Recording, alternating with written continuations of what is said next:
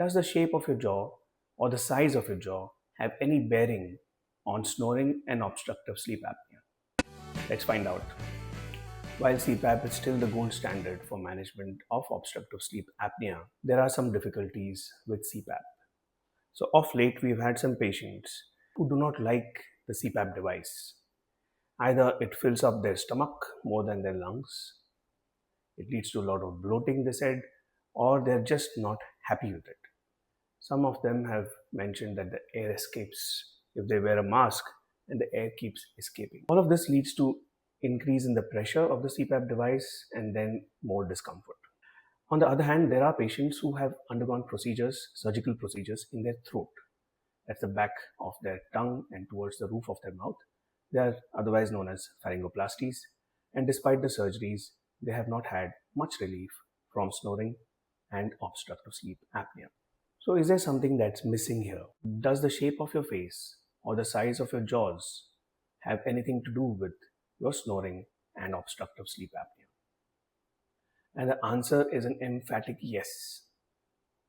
There is now enough evidence to show that obstructive sleep apnea has got a huge connection with the shape and the size of your jaws. Now, let me explain that. Our face differs from person to person.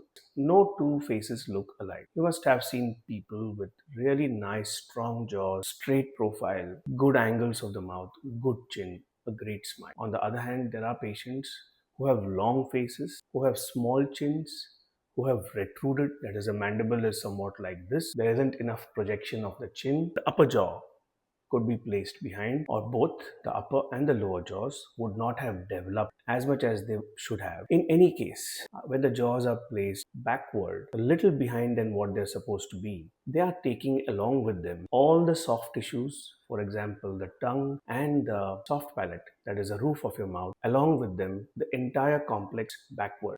And because of this, the airway, which is supposed to be unobstructed, which is supposed to be free right from your nostrils till your lungs, is actually occluded, is actually compressed by these structures. More so when you would sleep. For example, if there's a patient with a small jaw, so when the patient is asleep, this jaw gets suspended. So from here, the chin would go and the tongue would fall back, and